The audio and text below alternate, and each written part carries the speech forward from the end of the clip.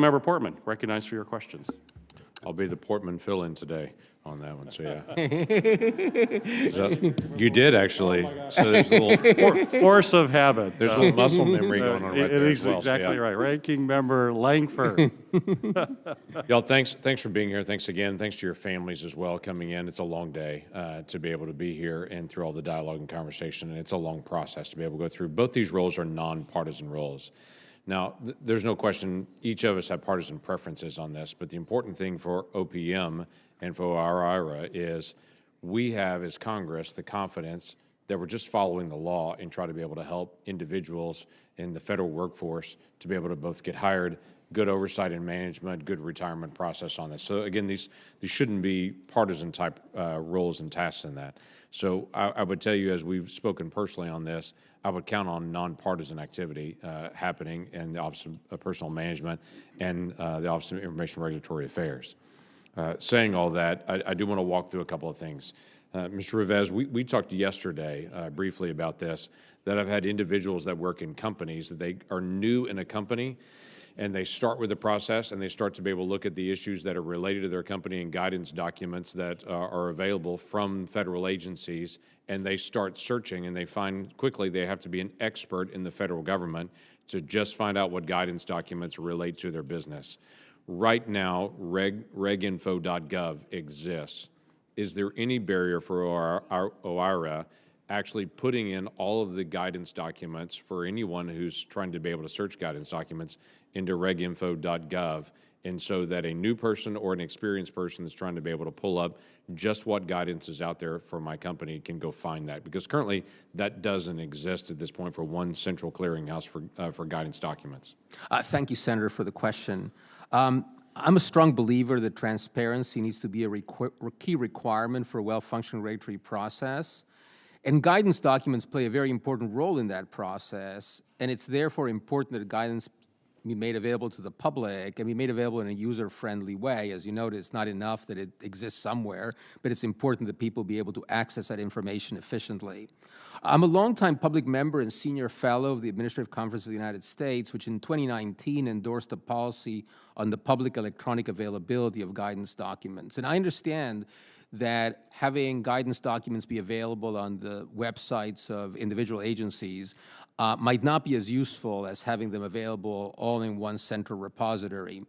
And if confirmed, I look forward to learning from my colleagues at OIRA and elsewhere in the federal government what the experience has been in working with you and other members of the committee to see what can be done to make guidance documents as accessible to regulated entities and to the American people generally as possible. And if a central repository is the best way to go, I look forward to learning how best to accomplish that. Okay, thank you. I would appreciate that, because you have to be an expert in which agency handles which issue to be able to find guidance documents. And I would tell you, as a member of the Senate, I still have to hesitate and say, wait, is that that has that? Is that Interior that has that? Or is that EPA that has that? And if I have to struggle to be able to figure out which one that is at times, certainly people that don't deal with this every single day go through that same process. You and I had a very good conversation yesterday about cost-benefit analysis. For whatever reason, this has become controversial to be able to discuss just the most basic thing in cost-benefit. This goes back decades. This goes back to Executive Order 12866. This should not be a controversial thing just to be able to look at the cost and the benefit of any regulation at this point. But I want to go past that to be able to say, how do you handle cost-benefit analysis, and how will you actually implement that on things like equal amounts? You can't have the cost be 5 years and the benefit be 100 years. You can't have the cost be American, but the benefit be global. It has to be equal in its analysis, so that you really get a good feel of what that cost benefit really is. And sometimes that also means getting other models that disagree in trying to be able to get the best possible data. How will you handle that as a leader of OIRA? Thank you, Senator Lankford. I'm a strong supporter of the use of cost-benefit analysis in evaluating regulations. A great deal of my academic work has been about that and has been supportive of the use of cost-benefit analysis.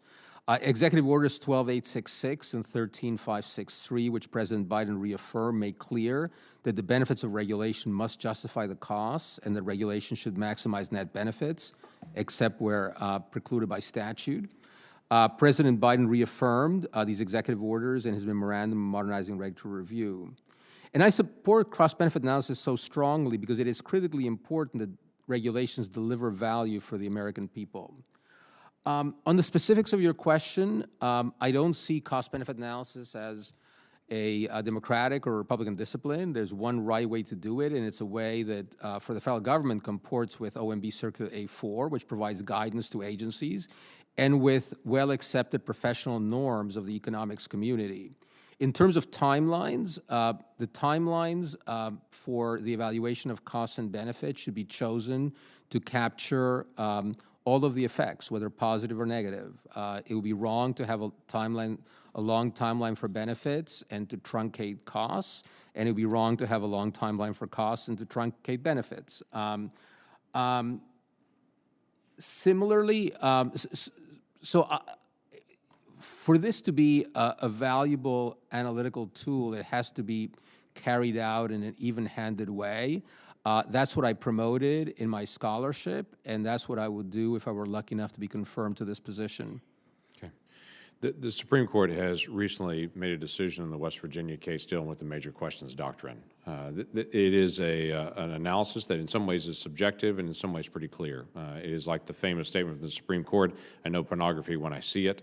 The major questions doctrine is Congress is not trying to hide an elephant in a mouse hole. So the basic question of this is every agency is going to come and say, I think I have the ability to be able to do this, and OIRA becomes the place to be able to say what on the major questions doctrine, because this will become an issue of litigation and the taxpayer significantly in years of confusion if there's not a basic push-pull that happens with the General Counsel and also with the leadership of OIRA. How will you handle the major questions doctrine? Thank you, Senator. A very important role of OIRA review involves making sure that the regulations are legal. Legality review is contemplated in Executive Order 12866, and that's something OIRA does alongside its review of the costs and benefits and so on. West Virginia v. EPA is the law of the land. The Supreme Court decided that case. And clearly, agencies need to think about whether regulations that have vast economic and political significance have been explicitly authorized by Congress. And if they have, then agencies have the authority to do that. And if they have not, then under the Supreme Court's decision, they do not. And ensuring compliance with that Supreme Court decision is part and parcel of ensuring compliance with legality with all kinds of other questions that might come up in the context of OIRA review. It would be my job, if confirmed, to ensure that was the case. Okay, thank you. Mr. Chairman, I'll yield back.